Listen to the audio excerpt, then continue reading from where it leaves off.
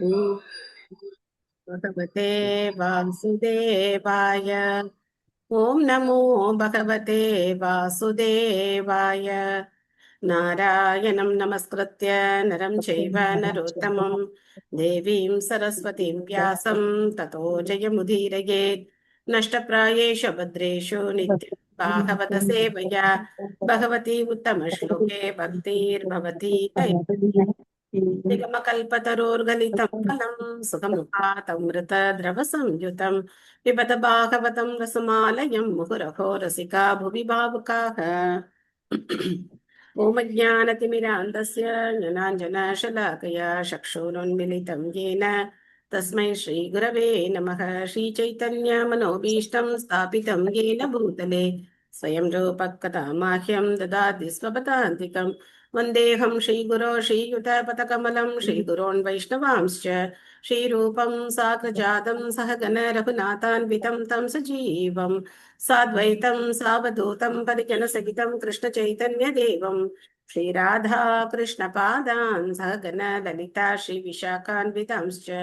हे कृष्ण करुणा सिन्धो दीनबन्धो जगत्पते गोपेश गोपिकान्त राधा नमोऽस्तु। सप्तकाञ्चन गौराङ्गी राधे वृन्दावनेश्वरी वृषभानुसुते देवी प्रणमामि हरिप्रिये। वाञ्छाकल्पतरुभ्यश्च कृपा सिन्धुभ्य एव च पतितानां पावनेभ्यो वैष्णवेभ्यो नमो नमः।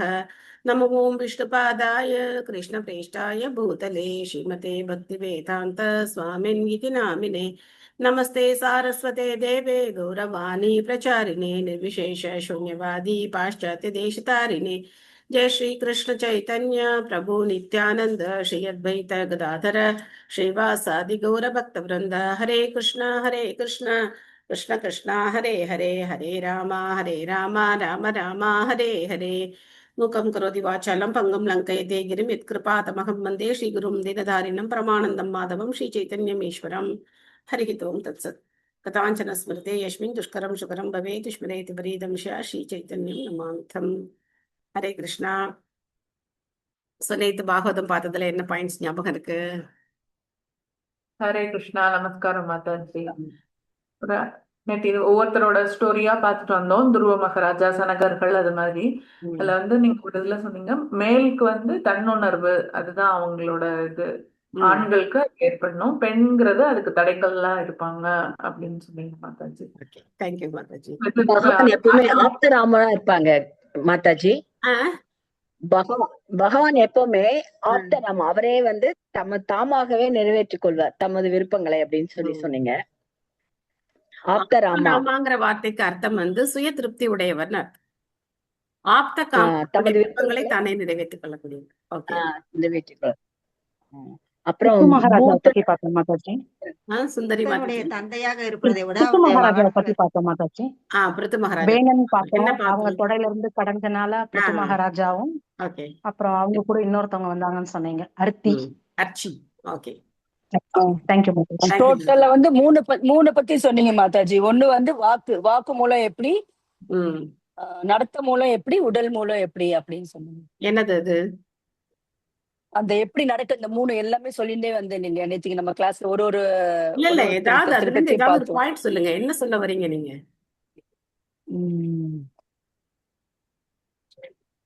உடலால நம்ம புலநடக்கத்தை பத்தி சொல்றீங்க மாதாஜி. எப்படி காமத்துல கொண்டு விடுறது உடல், அதாவது புலநடக்கம் இல்லைன்னா அது காமத்துல கோபம் காமம் அப்படி மாதிரி சொன்னீங்கல்ல மாதாஜி. அது 8 நிலைகள்னு சொல்லு.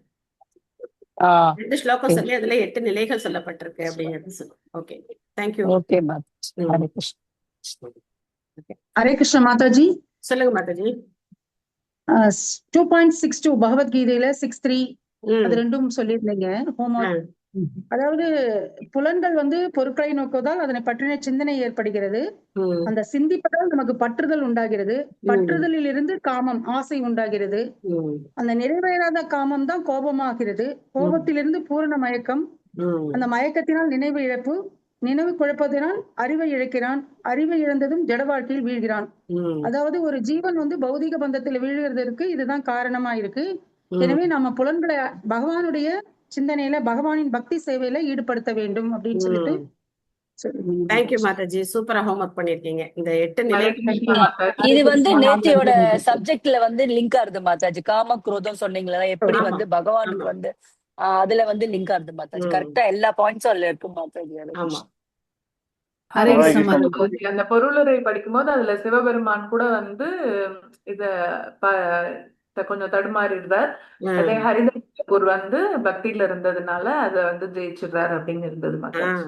பிரபுபாத் வந்து ஹரிதாஸ் தாக்கூருடைய குளோரிபிகேஷன் வந்து சொல்லியிருக்காரு. ஹரே கிருஷ்ணா மாதாஜி. பிருது ஹரே கிருஷ்ணா. மகாராஜா ஆ, அவர் வந்து பூத்ன்ற ஒரு இதுல வந்து பூத்துனா புத்திரன்னு சொல்லிட்டு நரகத்துல இருந்து மீட்டு வரல மாதாஜி, சொன்னீங்கல்ல அதுவும். அவங்க அப்பாவை காப்பாத்துறோம், வேணனை காப்பாத்துறோம். ஆஹ் புத்துங்கிற நரகத்துல இருந்து ஆஹ் அவருடைய அப்பாவை ஆமா, வேணனை காப்பாத்துறாரு. காப்பாத்து. Okay, thank you thank you. Hare Hare Krishna Krishna Mataji. Mataji. சொல்லுங்க பிரபு, நடந்ததுல கணேசன் பிரபு. அதாவது முழுமுதற் கடவுளுக்கும் ஜீவராசிகளும் இடையுள்ள உன்னதமான உறவுகள் 5 வகை. அவை வந்து சாந்தம், தாஸ்யம், சக்கியம், வாத்சல்யம் மற்றும் மாதுரியம் என்று அழைக்கப்படுகிறது. அது ஒரு பாயிண்ட். ம், அப்புறம் வந்து அந்த ஹோம்ஒர்க்ல வந்து புலன்ப உள்ளம் எல்லா விருப்பங்களும் துறந்தவனும் ஆசை இல்லாதவனும் உரிமையான ஒருவனே உண்மையான அமைதியை அடைய முடியும். ம். ஓகே, தேங்க்யூ பிரபு. ஹரே கிருஷ்ண மாதாஜி. ஹரே கிருஷ்ணா. பகவானுக்கு எந்த காமமும் இல்லாதனால அவர் கோபம் வரல அப்படின்னு சொன்னீங்க. அதுக்குதான் நரநாராயணனுடைய அந்த உதாரணத்தை நம்ம வந்து அந்த லீலைகளை நம்ம பார்த்தோம். Okay, thank you. அவர் அந்த நெஞ்சில காலை வச்சு மிதிக்கும் போது கூட அவர் கோபம் வர கிடையாது அப்படின்னு. ஆமா, பிருகு முனி கதை பிருகுமுனி பார்த்தோம் மாதாஜி. பிருகுமுனி பிருகு முனி. Very good. அவருக்கு பகவான்கிட்ட காமம் இல்ல, அதனால கோபமும் இல்ல கோபமும் இல்லை அப்படின்னு. அப்படிங்கிறத பார்த்தோம். ஹரே தேங்க்யூ கிருஷ்ணா. மாதாஜி. ஹரே தேங்க்யூ. நன்றி. ஹரே கிருஷ்ணா மாதாஜி. அப்புறம் பிராமணர்கள் வந்து அரசருக்கு ஹெல்ப் பண்ணுவாங்க. இப்ப சாணக்கியர் வரைக்கும் அந்த மாதிரி ஆலோசனை கூறியிருக்காங்க. அந்த முக்கியமான பாயிண்ட் அதே நம்ம வந்து பார்த்தோம். Okay. ஹரே கிருஷ்ணா மாதாஜி. வேணன் வந்து கெட்ட நடத்தினால பிராமணர்களை மதிக்கவே இல்லை. அதனால பிராமணர்கள் வந்து பகவானை வேண்டின்ட்டு அவனுக்கு சாபம் இடுறாங்க. Yes. வேணனுக்கு. வேணன் இறந்து போறார். ஓகே. ஸ்ரீமத் பாகவதம் ஹரே கிருஷ்ணா 2வது மாதாஜி. 7வது அத்தியாயம், அவதாரங்களும் அவர்களின் குறிப்பிட்ட கடமைகளும். இதுல நம்ம இன்னைக்கு 10வது ஸ்லோகம் படிக்கணும் இல்லையா? நாபேர் அசௌ ருஷப ஆச சுதேவி சுனூர் யோ வை சச்சார சமத்ருக் சமஜட யோகச்சரியம் யத் பரமஹம்ஸ்யம் ருஷயாக பதமாமனந்தி ஸ்வஸ்த பிரசாந்த கான பரிமுக்த சங்கக. மொழிபெயர்ப்பு பொருளரை வழங்கியவர் திவத்திராச பக்திவேதாந்த சுவாமி ஸ்ரீல பிரபுபாத் கி ஜெய். மொழிபெயர்ப்பு. நாபிராஜனின் மனைவியான சுதேவியின் மகனாக தோன்றிய பகவான் ரிஷபதேவர் என்றறியப்பட்டார். மனதை சமநிலைப்படுத்துவதற்காக அவர் பௌதிகமான யோக முறையை மேற்கொண்டார். இந்நிலையும் கூட முக்தியின் பூரணத்துவ நிலை என ஏற்றுக்கொள்ளப்படுகிறது. இந்நிலையில் ஒருவர் தமக்குள் நிலை பெற்று பூரண திருப்தி அடைகிறார். அடுத்த அவதாரமான ரிஷபதேவரை பத்தி சொல்லப்பட்டிருக்கு. ரிஷபதேவரும் பகவானுடைய ஒரு சக்தி ஆவேச அவதாரம். ரிஷபதேவர் கிட்ட இருந்தா ஜெயின் அந்த சமுதாயம் வந்து உருவாகுது. ஆனா அவங்க வந்து பகவானை ஏத்துக்கிறது இல்ல. ஜெயினர்கள் பகவானை ஏத்துக்கிறது இல்ல. அதுக்குடைய ஆரிஜின் யாருன்னா ரிஷபதேவர் தான். ஸோ அவர் என்ன பண்றாரு அப்படின்னா, அவருடைய உபதேசங்களை பத்தி நம்ம கொஞ்சம் ஒரு நாள் பார்த்தோம். 100 மகன்கள். அவருடைய மகன் தான் பரத மகாராஜர். அதனாலதான் வந்து பாரத வருஷம்ங்கிற பேர் வந்தது. இந்த பிரபஞ்சத்துக்கு பாரத வருஷம்ங்கிற பேர் வந்தது. அதுக்கு முன்னாடி இலாவிரத வருஷம் அப்படிங்கிற பேர் இருந்தது. ஸோ ரிஷபதேவர் அவரும் ஒரு மிகப்பெரிய மன்னரா இருக்கார். அதுக்கப்புறம் தன்னுடைய அரச எல்லாத்தையும் துறந்து அவர் என்ன பண்றாரு அப்படின்னாக்க ஒரு திகம்பரரா வலம் வரார். ரொம்ப வினோதமான நடவடிக்கைகள் ரிஷபதேவருடையது. அவருடைய உபதேசங்களை நம்ம எடுத்துக்கணும். ரிஷபதேவருடைய நடவடிக்கைகளை நாம ஃபாலோ பண்ண முடியாது. அதை நாம இமிடேட் பண்ணவும் முடியாது. தலைமுடியெல்லாம் கையில பிச்சுக்கிறது. ஸோ அந்த மாதிரி அதை தான் ஜெயினர்கள் வந்து ஃபாலோ பண்றாங்க. இன்னைக்கு அவங்க ஃபாலோ பண்றாங்க. பட் அவர் முழுமுதற் கடவுளுங்கிறது தெரியாம அவங்க வந்து என்ன பண்றாங்க, அவரை ஃபாலோ பண்றாங்க. ஸோ அந்த மாதிரி ஒரு நிலையில இருக்கு. ரிஷபதேவருடைய உபதேசங்கள் ரொம்ப அற்புதமான உபதேசங்கள். பிரபுபாதர் அடிக்கடி அவருடைய சொற்பொழிவுகள்ல எல்லாத்திலையும் ரிஷபதேவரை பத்தி அவர் வந்து கோட் பண்ணுவார். மிகப்பெரிய பொருளுரைகளும் ரிஷபதேவருடைய அந்த இதுல வந்து பிரபுபாதர் கொடுத்திருக்கார். ரொம்ப அருமையான ஒரு பகுதி. அதை நம்ம அடுத்து நம்ம வந்து படிப்போம். பொருளுரை அகிலா மாதாஜி படிக்கிறீங்களா? குணவதி மாதாஜி படிக்கிறேன் மாதாஜி. குணவதி மாதாஜி படிக்கிறான். நேற்று நான் படிக்கிறேன். ஓகே, படிங்க. மாதாஜி ஒரு டவுட் மட்டும் கேட்கலாமா மாதாஜி? ஒரு டவுட் கேளுங்க மட்டும். கேளுங்க. மாதாஜி, ரிஷபதேவர் வந்து வியாசதேவரோட அவதாரமா மாதாஜி? ரிஷபதேவ் வியாசதேவரோட அவதாரம் எல்லாம் கிடையாது. இப்ப வியாசதேவரது நம்ம நேத்து பார்த்தோம், அதோட முடிஞ்சு போச்சு. ரிஷபதேவர் ஓகே நாபி மகாராஜனுக்கும் சுதேவிக்கும் மகனா பிறக்கிறார். ஓகே பகவானுடைய சக்தி தேங்க்யூ. ஆவேச அவதாரம். பகவானுக்கு 6 விதமான அவதாரங்கள் இருக்கு. குண அவதாரம், யார் சொல்ல முடியும் 6 விதமான வகைகள் அவதாரங்கள்ல? குணாவதாரம், புருஷ அவதாரம், ம், லீலாவதாரம், ம், மன்வந்திர அவதாரம், ம், சக்தி ஆவேஷ அவதாரம், ம். புருஷ ஹம்ச அவதாரம். அவதாரம். புருஷ யுக அவதாரம். அவதாரம், யுக அவதாரம். சோ இந்த மாதிரி 6 பிரிவுகளா பிரிச்சிருக்காங்க, மேஜர் டிவிஷன்ஸா பிரிச்சிருக்காங்க. அதுல சக்தி ஆவேச அவதாரம் அப்படிங்கிற பிரிவுல நிறைய அவதாரங்கள் சக்தி ஆவேச அவதாரம் அப்படிங்கிற பிரிவுல வருவாங்க. அதாவது நேரடியா அவங்கள வந்து வழிபடுறது கிடையாது, பகவான் அப்படிங்கிற இதுல வர்றது கிடையாது, பகவானால சக்தி அளிக்கப்பட்ட அவதாரங்கள். பிருத்து மகாராஜரும் அப்படிதான், இங்க வந்து நம்ம பார்க்கணும் ரிஷபதேவரும் அப்படிதான். அந்த மாதிரி பல அவதாரங்கள் சக்தி ஆவேச அவதாரங்களா இருக்காங்க. வியாசரும் அப்படிதான். ஓகே, படிங்க. ஹரே கிருஷ்ணா. தன்னுறவை பெறுவதற்குரிய பல வகையான யோக முறைகளில் ஜட யோகமும் ஒன்றே என அதிகாரிகளால் ஏற்றுக்கொள்ளப்பட்டுள்ளது. இந்த ஜட யோகமானது ஜட விளைவுகளால் பாதிப்படையாத ஒரு கல்லை போல ஆகும். பயிற்சியையும் உள்ளடக்கியதாகும். கல் என்று புற சூழ்நிலைகளில் தாக்குதல்களாலும் மறு தாக்குதல்களுக்கும் நடுநிலைமையாக இருப்பதை போலவே ஜட உடலின் மீது வேண்டுமென்றே சுமத்தப்படும் துன்பத்தை பொறுத்து கொள்வதன் மூலமாக ஒருவன் ஜட யோகத்தை பழகுகிறான். இத்தகைய யோகிகள் தாங்களாக பல துன்பங்களை தங்கள் மீது சுமத்திக் கொள்கின்றனர். இத்தகைய பல முறைகளில் ஒன்று தங்களது தலையில் உள்ள மயிரை சவரம் செய்யாமலும் எவ்வித ஆயுதத்தாலும் உதவி இல்லாமலும் பிடுங்கி எடுப்பதை பயில்வதாகும். ஆனால் இத்தகைய ஜட யோக பயிற்சியின் உண்மையான நோக்கம் அனைத்து ஜட பற்றுகளில் இருந்தும் விடுபட்டு முழுமையாக தனக்குள் நிலை பெற்றிருப்பதாகும். சக்கரவர்த்தியான ரிஷபதேவர் தமது வாழ்வின் இறுதி கட்டத்தில் உடலின் மீது சுமத்தப்பட்ட எவ்வித துன்பத்தாலும் பாதிக்கப்படாமல் ஊமையான பைத்தியக்காரனை போல் சஞ்சரித்து கொண்டிருந்தார். நீண்ட மயிருடனும் தாடியுடனும் நிர்வாணமாக அவர் திரிவதை கண்டு தெருவில் உள்ள குழந்தைகளும் மனிதரும் அவர் மீது எச்சிலை காரி துப்புவதும் அவர் உடல் மீது சிறுநீர் கழிப்பதும் பழக்கமாக இருந்து வந்தது. அவர் தமது சொந்த மலத்தின் மீதே அசையாமல் படுத்து கிடப்பார். ஆனால் அவரது மலம் நறுமணம் வாய்ந்த மலர்களின் வாசனை போன்று மனம் வீசியது. புண்ணிய புருஷர்கள் அவரை பரமஹம்சராக அடையாளம் கண்டனர். அதாவது மனித பக்குவத்தின் மிக உயர்ந்த நிலை என்பது இதன் பொருளாகும். தனது மலத்தை நறுமணம் வாய்ந்ததாக மாற்றிக்கொள்ள முடியாத ஒருவன் சக்கரவர்த்தியான ரிஷபதேவரை போல நடிக்க கூடாது. ஜட யோகத்தை பயிற்சி செய்வது ரிஷபதேவருக்கும் அவரை போன்ற நிலையிலுள்ள மற்றவர்களுக்கும் சாத்தியமானதாகும். ஆனால் சாதாரண மனிதன் ஒருவன் இத்தகைய அசாதாரணமான பயிற்சியை பின்பற்றுவது சாத்தியமல்ல. இங்கு இப்பதத்தில் குறிப்பிடப்பட்டுள்ளது போல் ஜட யோகத்தின் உண்மையான நோக்கம் பிரசாந்த கரண எனும் புலன் அடக்கமாகும். சுயேட்சையாக விடுபட்ட ஜட புலன்களை கட்டுப்படுத்தி தன்னுறவுக்கு ஒருவனை தயார்படுத்துவதே யோகங்களின் நோக்கமாகும். குறிப்பாக கலியுகத்தில் இந்த ஜட யோகம் எவ்வித நன்மையும் பயக்கக்கூடியதல்ல. ஆனால் பக்தியோக பயிற்சி இந்த யுகத்திற்கு மிகவும் பொருத்தமானதாக இருப்பதால் புலனடக்கம் சாத்தியமாகிறது. ஸ்ரீமத் பாகவதத்திலிருந்து செவிமடக்கும் முறை யோகத்தின் மிக உயர்ந்த பூரணத்துவ நிலைக்கு ஒருவனை அழைத்து செல்லும். ரிஷபதேவர் நாபி ராஜனின் மகனும் ஆக்ரித்ர ராஜனின் பேரனும் பரத மகாராஜனின் தந்தையும் ஆவார். பரத மகாராஜனின் ஆட்சிக்கு பின் இந்த பூமி பாரத வருஷம் என்று அழைக்கப்படுகிறது. ரிஷபதேவருடைய தாயாரின் பெயர் இங்கு சுதேவி என்று குறிப்பிடப்பட்டிருந்தாலும் அவர் மேருதேவி என்று அறியப்பட்டார். சுதேவி நாபி ராஜனின் மற்றொரு மனைவியாக இருக்கக்கூடும் என்று சில சமயங்கள் கருதப்படுகிறது. ஆனால் மகாராஜா ரிஷபதேவர் மேருதேவியின் மைந்தன் என்று வேறொரு இடத்தில் குறிப்பிடப்பட்டிருப்பதால் மேருதேவியும் சுதேதேவியும் வெவ்வேறு பெயர்களால் வழங்கப்படும் ஒருவரே என்பது தெளிவாகிறது. ஹரே கிருஷ்ணா. ஹரே கிருஷ்ணா. சோ ரிஷபதேவர் அவர் படுத்திருந்த இடத்துலயே மலஜலம் கழிச்சிருந்தார்.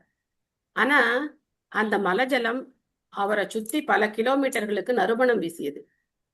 அந்த மாதிரி யாராவது மலம் நறுமணம் வீசும் அப்படின்னா அவங்களும் என்ன பண்ணலாம், இதை ஃபாலோ பண்ணலாம் அப்படின்னு பிரபுபாதர் சொல்றார். அந்த மாதிரி ஒரு குணம் இல்லாம நானும் இந்த மாதிரி எல்லாம் பண்ணுவேன் அப்படிங்கிறது முட்டாள்தனம். அதாவது ரிஷபதேவர் அவர் எடுத்துக்கிட்ட அந்த யோக முறை அப்படிங்கிறது உடலை தானாவே துன்பங்களுக்கு உள்ளாக்கிக்கிறது. அதுக்கு ஒரு உதாரணம் தான், தலைமுடியை கையாலேயே பிச்சு ஒவ்வொரு முடியும் பிச்சு எடுத்து அதோட வலி இருக்கும் இல்லையா, அந்த மாதிரியான வலிகளை அவங்க சுயமா ஏத்துக்கிறாங்க.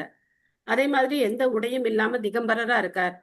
அவரை பார்த்து அவர் மேல காரி துப்புறாங்க, அவர் மேல சிறுநீர் கழிக்கிறாங்க, அவர் மேல மலஜலம் வீசுறாங்க. அதை பத்திலாம் அவர் கவலைப்படவே இல்லை, அப்படி இருக்கார். ஒரு சமயத்துல கடைசியில அவர் என்ன பண்றாரு, ஒரு மலைப்பாம்பு மாதிரி அதே இடத்துலயே இருக்கார், படுத்த இடத்துலயே படுத்திருக்காரு, அந்த இடத்த விட்டு நகரவே இல்லை. சோ அதையெல்லாம் நம்ம என்ன பண்ண முடியாது, இமிட்டேட்லாம் பண்ண முடியாது, பண்ணவும் கூடாது. பட் ஜெயினர்கள் இன்னைக்கும் அதை ஃபாலோ பண்றாங்க. அவங்களோட வழிமுறைகள்லாம் அப்படிதான் இருக்கும். அவங்கள யார் துறவரம் எடுத்துக்கிறாங்களோ அவங்க இப்படி தலைமுடியை கையில தான் எடுத்து பிச்சு எடுப்பாங்க. சோ அதெல்லாம் அவங்க இன்னைக்கு ஃபாலோ பண்றாங்க.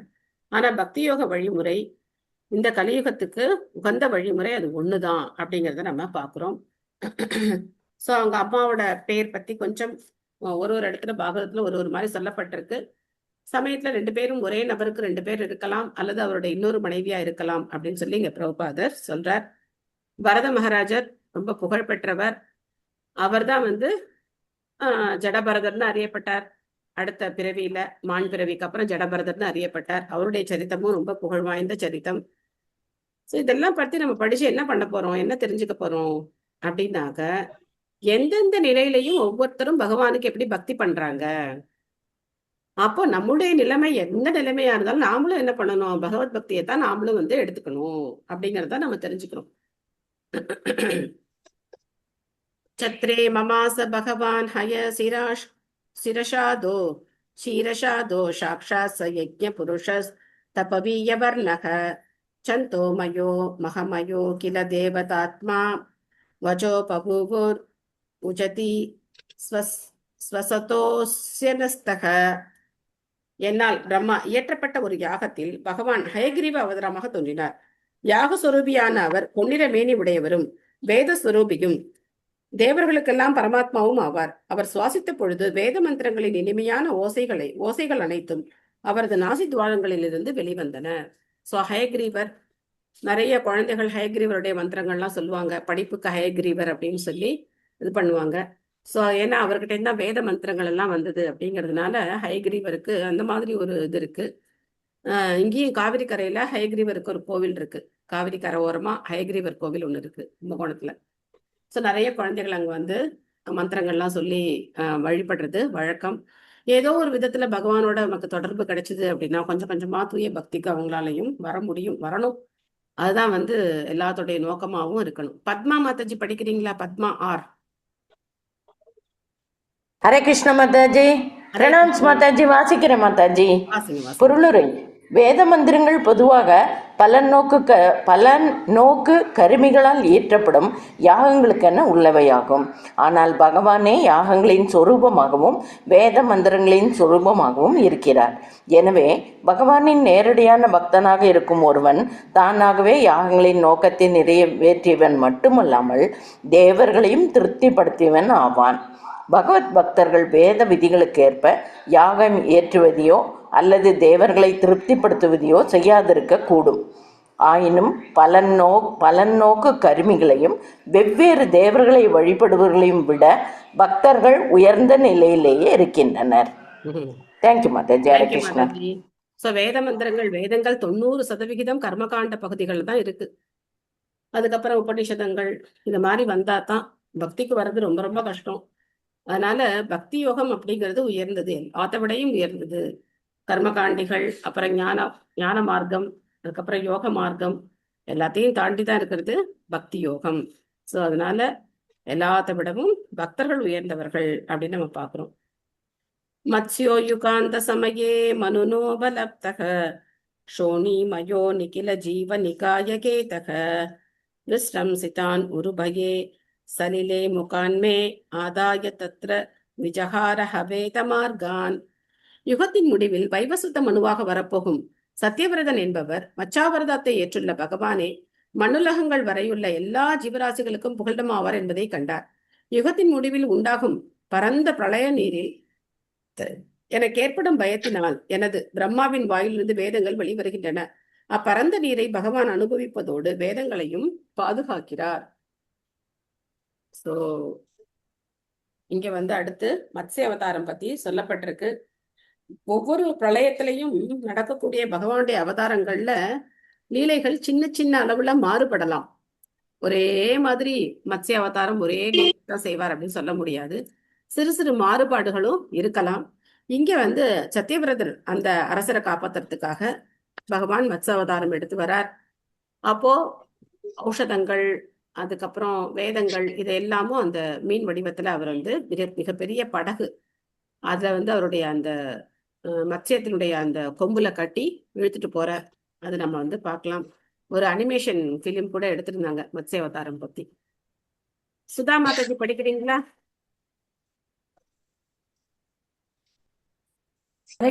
படிக்கிற மாதாஜி.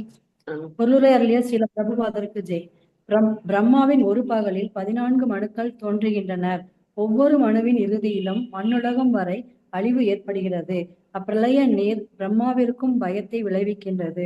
எனவே வைவஸ்வத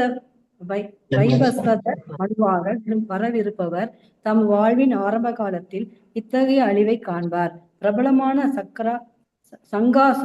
சங்காசுரவதத்தை போன்ற வேறு பல சம்பவங்களும் கூட அங்கு நிகழும். பிரம்மாவின் கடந்த கால அனுபவத்தால் இந்த முன் அறிவிப்பு நமக்கு கிடைத்துள்ளது. பயங்கரமான அந்த அழிவின் பொழுது தமது வாயிலிருந்து வேதங்கள் வெளிப்படும் என்பது பிரம்மாவுக்கு தெரியும். ஆனால் மத்ஸ்யாவதாரத்தில் தோன்றும் பகவான் அப்பொழுது தேவர்கள், மிருகங்கள், மனிதர்கள் மற்றும் பெரும் முனிவர்கள் ஆகிய அனைத்து ஜீவராசிகளையும் வேதங்களையும் காப்பாற்றுவார். ஹரே கிருஷ்ணா. தேங்க்யூ மாதாஜி. ஹரே கிருஷ்ணா. இது பிரம்மாவுடைய ஒரு நாள்ல நடக்கக்கூடிய பிரளயம். அதுக்கப்புறம் மொத்த பிரளயம் அவருடைய ஆயுள் முடியும் போது நடக்கக்கூடிய பிரளயம். ஸோ இந்த பிரளய நீரை பார்த்து பிரம்மாவுக்கே பயமா இருக்கு. ஸோ அப்படி அவர் பயப்படுறார். ஆனா பகவான் மத்ஸ்யமா எல்லாரையும் காப்பாத்துறதுக்காக வரார் அப்படின்னு நம்ம இங்க பாக்குறோம். க்ஷீரோததா அமாதானவ யூதபானாம் உன்மத்தனாம் அமிர்த லப்தய ஆதிதேவக பிருஷ்டேன கச்சபவபோர் விததார கோத்ரம் நித்ராக்ஷணோத்ரி பரிவர்த்த கஷாண கண்டுகு. ஆதி புருஷர் பிறகு மத்தாக இயங்கிக் கொண்டிருந்த மந்தாரமலைக்கு சுழற்சாக இருந்து செயல்படுவதற்காக ஆமை அவதாரத்தை மேற்கொண்டார். தேவர்களும் அசுரர்களும் அமிர்தத்தை பிரித்தெடுப்பதற்காக மந்தாரமலையை மத்தாக பாவித்து பார்க்கடலை கடைந்தனர். மலை முன்னும் பின்னுமாக அசைந்து ஆமையின் முதுகை வருடியது. அப்பொழுது அரை தூக்கத்திலிருந்த அவர் ஒரு அறிப்புணர்வை அனுபவித்தார். ஸோ இவ்வளோ பெரிய மந்தாரமலை பகவானுடைய முதுகுல வச்சு அதை அப்படி மத்து மாதிரி அதை வச்சு பாவிக்கும் போது ஜஸ்ட் பகவானுக்கு அந்த கொஞ்சம் அரிப்புக்கு நல்லா இருந்துதான். இப்போ அவருடைய தோற்றம் எப்படி இருக்கு அப்படின்னு சொல்லி நாம இமேஜின் பண்ணி பார்க்கலாம். உமாதேவி மாதாஜி படிக்கிறீங்களா? ஹரே கிருஷ்ணன் மாதாஜி. ஹரே கிருஷ்ணன். நம்முடைய அனுபவத்திற்கு உட்படாததாக இருப்பினும் இப்பிரபஞ்சத்தின் பார்க்கடல் ஒன்று உள்ளது. நம் தலைக்கு மேலே ஆயிரக்கணக்கான கிரகங்கள் சுழல்கின்றன என்றும் அவை ஒவ்வொன்றும் வெவ்வேறான சீதோஷ நிலைகளை கொண்டுள்ளன என்றும் நவீன விஞ்ஞானிகளும் ஏற்றுக்கொள்கின்றனர். ஸ்ரீமத் பாகவதம் பல தகவல்களை அளிக்கிறது. அவை நமது தற்போதைய அனுபவத்திற்கு பொருந்தாதவையாக இருக்கக்கூடும். ஆனால் இந்திய முனிவர்களை பொறுத்தவரை அறிவு வேத இலக்கியங்களிலிருந்து பெறப்படுவதாகும். உண்மையான அறிவை வேத நூல்களில் சாஸ்திர மூலமாக நாம் காண வேண்டும் என்பதை எவ்வித தயக்கம் இல்லாமல் அதிகாரிகள் ஏற்றுக்கொள்கின்றனர். எனவே ஸ்ரீமத் பாகவதத்தில் குறிப்பிடப்பட்டுள்ளதை போல பார்க்கடல் இருப்பதை நாம் மறுக்க முடியாது. வானவெளியில் மிதந்து கொண்டிருக்கும் எல்லா கிரகங்களும் நாம் நேரில் சென்று காணும் வரை இக்கூற்றை நாம் மறுக்க முடியாது. இத்தகைய ஆராய்ச்சி சாத்தியமற்றதாகையால் இயற்கையாகவே ஸ்ரீமத் பாகவத்தின் கூற்றை உள்ளதுவாறு நாம் ஏற்றுக்கொள்ள வேண்டியிருக்கிறது. ஏனெனில் ஸ்ரீதர சுவாமி, ஜீவ கோஸ்வாமி மற்றும் விஸ்வநாத சக்கரவர்த்தி போன்ற பிறரும் அவ்வாறு அதை ஏற்றுக்கொண்டுள்ளனர். மகாஜனங்களாகிய உயர்ந்த அதிகாரிகளின் அடிச்சுவடுகளை பின்பற்றுவதே வேத முறையாகும். மேலும் அதுதான் நம் கற்பனைக்கு அப்பாற்பட்ட ஒன்றை அறிவதற்குரிய ஒரே வழி. ஆதிபுருஷர் சர்வ வல்லமை படைத்தவராக இருப்பதால் தாம் விரும்பியதெல்லாம் அவரால் செய்ய முடியும். எனவே ஒரு குறிப்பிட்ட நோக்கத்திற்காக மச்சாவதாரம் எனப்படும் ஆமை அவதாரத்தை அவர் மேற்கொள்வது சிறிதும் விந்தையானது அல்ல. எனவே ஸ்ரீமத் பாகவதத்தை போன்ற நம்பகமான சாஸ்திரங்களின் கூட்டுகளை ஏற்றுக்கொள்வதில் நமக்கு எவ்வித தயக்கமும் இருக்கக்கூடாது. தேவர்களும் அசுரர்களும் இணைந்து பார்க்கலை கடைவதற்காக பிரம்மாண்டமான மந்தாரமலையை தாங்கிக் கொள்வதற்குரிய மிகப்பெரிய சுமை தாங்கியானது சுழலச்சு ஒன்று தேவையாக இருந்தது. இவ்வாறாக தேவர்களின் முயற்சிக்கு உதவுவதற்காக பரமபுருஷர் பிரம்மாண்டமான ஆமை அவதாரத்தை மேற்கொண்டு பார்க்கடலில் நீந்து கொண்டு வந்தார். அதே சமயம் அவர் அரை தூக்கத்தில் இருந்த பொழுது மலை அவரது முதுகெலும்பை வருடி அவரது அறிப்புணர்வை போக்கியது. ஹரே கிருஷ்ணா மாதாஜி. ஹரே கிருஷ்ணா. சோ நம்ம இது வரைக்கும் எத்தனை அவதாரங்கள் பார்த்தோம்? கூர்ம அவதாரம் முதல்ல பார்த்துட்டோம், மத்ஸ்ய அவதாரம் பார்த்தோம். ஸோ இந்த மாதிரி ஒவ்வொரு அவதாரமா நம்ம வந்து பார்த்துக்கிட்டே வரோம். இங்க வந்து பிரபுபா சொல்ற டார்டாய்ஸ் ஆர் எ ஃபிஷ். சில சமயங்கள்ல இந்த அவதாரம் அப்படிங்கிறது மீனாவும் சொல்லப்படுது, அதனால மச்சாவதாரம் அப்படின்னு இங்க வந்து கொடுக்கப்பட்டிருக்கு. ஸோ இந்த ஒவ்வொரு அவதாரத்துக்கும் ஒவ்வொரு நோக்கம் இருக்கிறத நம்ம பார்க்குறோம். நோக்கம் இல்லாம பகவான் என்ன பண்ணல, இஷ்டத்துக்கு அவர் பாட்டுக்கு அவர் வரல. ஒவ்வொரு அவதாரத்துக்கும் ஒவ்வொரு நோக்கம் இருக்குன்னு பார்த்தோம். ஸோ ரிஷபதேவர் அவர் வந்து இந்த உடல் புலன்களை கட்டுப்படுத்துறத அப்படிங்கிறத எப்படி பண்ணணும் அப்படின்னு சொல்றதுக்காக அவர் வந்தார். அடுத்து மத்ஸ்ய அவதாரமா அவர் வந்து வேதங்களை காப்பாத்துறதுக்கு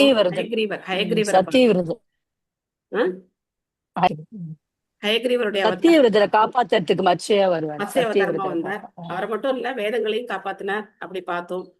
இங்க வந்து இந்த அவதாரத்துல பகவான் தேவர்களுக்கும் அசுரர்களுக்கும் இடையில நடந்த அந்த பார்க்கடலை சர்ன் பண்றது இல்லையா, அந்த அவதாரத்துல அந்த மந்தார மலைக்கு ஒரு அச்சு இல்லாம இருந்தது.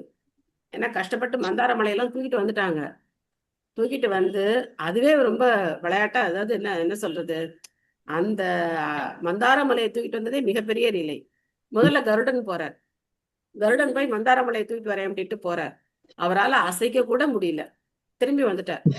அதுக்கப்புறம் பகவான் கருடன் மேல ஏறி அங்க போறார். அதுக்கப்புறம் பகவானையும் சுமந்து மந்தார மலையும் சுமந்து வர்றார் கருடன். முதல்ல அவரால் என்ன பண்ண முடியல, மந்தார மலையை ஒண்ணும் பண்ண முடியல. ஆனா பகவான் கூட வந்ததுக்கு அப்புறம் பகவானையும் சுமந்தார், மந்தார மலையும் சுமந்தார். அப்பனா யார் சுமக்கிறான்னு அர்த்தம்?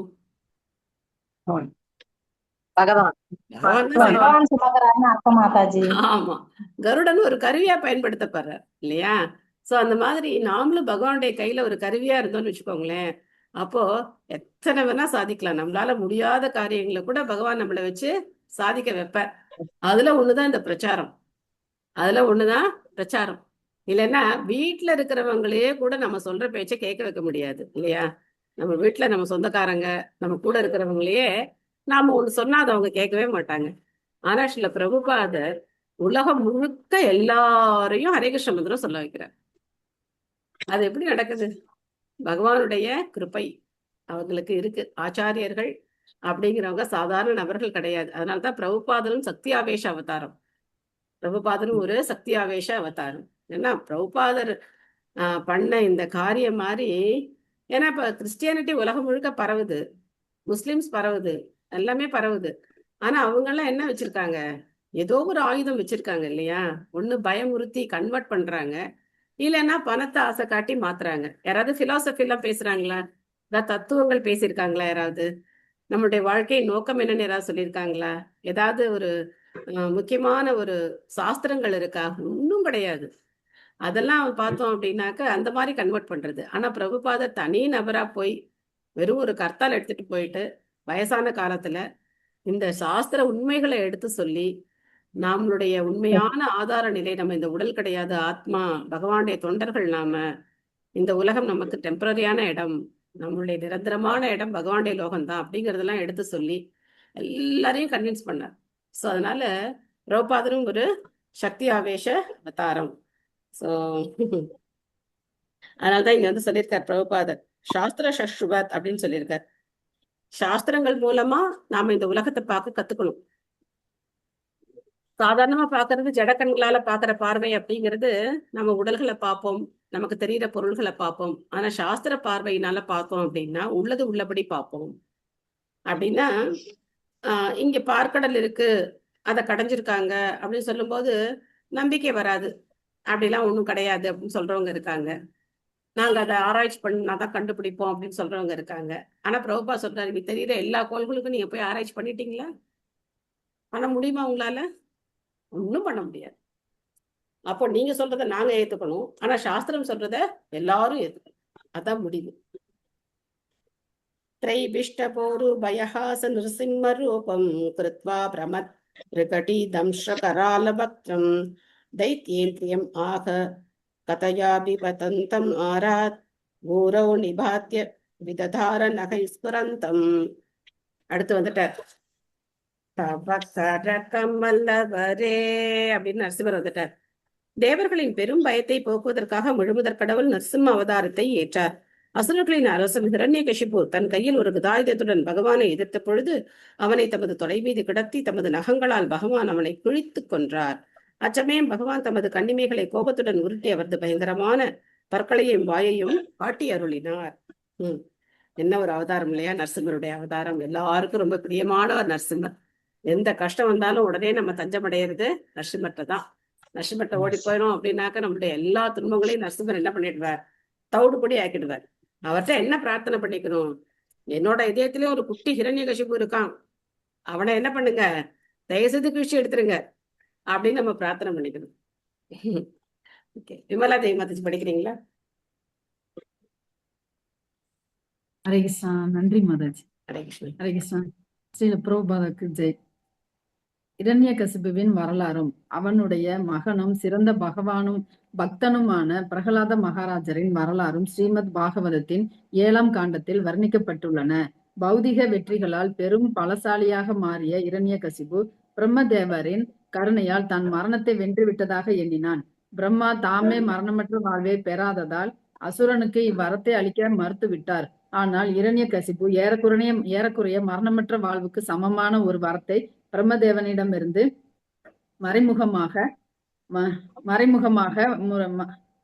மறைமுகமான முறையில் பெற்றுக்கொண்டான். எந்த மனிதனாலோ அல்லது தேவனாலோ அல்லது மனித புத்தி கெட்டிய எவ்விதமான ஆயுதத்தாலோ தனக்கு மரணம் ஏற்படாது என்று இரண்யகசிபு உறுதிப்படுத்தி கொண்டான். பகலிலோ அல்லது இரவிலோ தனக்கு மரணமில்லை என்ற வரத்தையும் அவன் பெற்றான். ஆனால் இரண்யகசிபுவே போன்ற உலகளாவியான கற்பனைக்கும் எட்டாதான பாதி மனித பாதி சிங்கத்தின் அவதாரத்தை பகவான் ஏற்றார். இவ்வாறாக பிரம்மாவின் வரத்திற்கு பங்கம் ஏற்பட்டு விடாதவாறு பகவான் அவதரித்து அவனை தமது மடியில் வைத்து கொன்றார். இதனால் அவன் நிலத்திலோ அல்லது நீரிலோ அல்லது வானிலோ கொல்லப்படவில்லை. அசுரன் நரசிம்மரின் நகங்களால் குத்தி கொல்லப்பட்டான். இது இரண்யகசிபுவரால் கருணையும் செய்ய முடியாததும்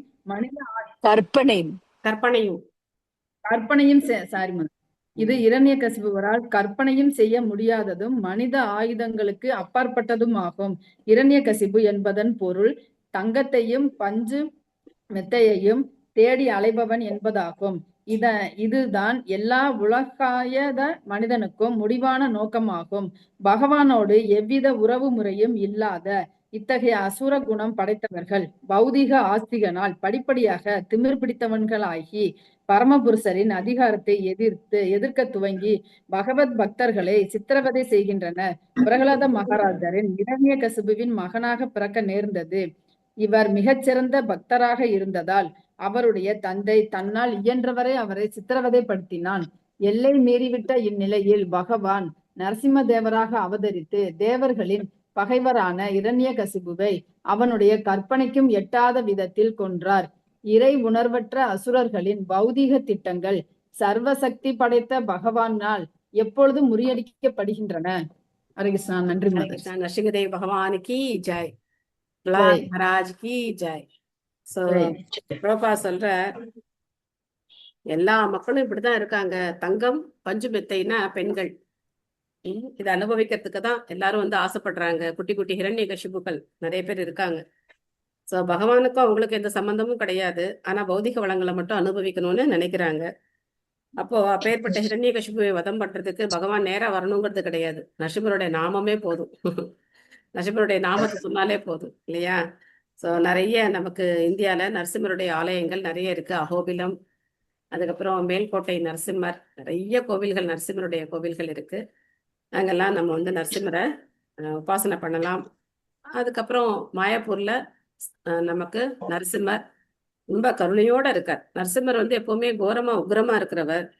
ஆனா மகாபிரபுவுடைய அந்த மகாவதன்யாய பாவத்துல அங்க நரசிம்மர் இருக்கார். மகாபிரபுடைய பாவத்தை நரசிம்மர் ஏத்துக்கிட்டு அங்க வந்து ரொம்ப சாந்தமா இருக்கார் நரசிம்மர். நிறைய லீலைகள், நரசிம்மருடைய லீலைகள் சொல்லணும்னா சொல்லிட்டே போலாம், நிறைய லீலைகள். முக்கியமா ஒண்ணு சொல்லலாம்னு நினைக்கிறேன்.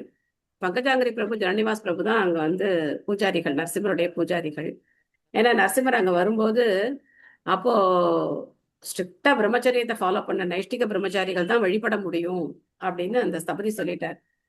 அப்போ அந்த கூரையும் எரிஞ்சு போச்சு. உங்களுக்கு அந்த ரீலையெல்லாம் தெரிஞ்சிருக்கும்னு நினைக்கிறேன். இந்த கூரையும் அவர் பண்ண உடனே கூரையும் எரிஞ்சு போச்சு. உடனே அவர் வந்து ஃபோன் பண்ணி முதல்ல வந்து இவரை கூட்டிட்டு போங்க அப்படின்னு சொல்லிட்டார். ஸ்தபதி முதல்ல பண்ண மாட்டேன்னார். அதுக்கப்புறம் ஏதோ நிறைய கன்வின்ஸ் பண்ணிட்டார். பண்ணி வச்சு அந்த கூரை எரிஞ்சதுக்கு அப்புறம் அவரால் நரசிம்மரை இனிமேல் நம்ம வச்சுக்க முடியாது அப்படின்னு சொல்லிட்டு அவர் கனவுல வந்து நரசிம்மர் இஸ்கான்ல கொண்டு போய் சேர்த்துரு அப்படின்ட்டார்.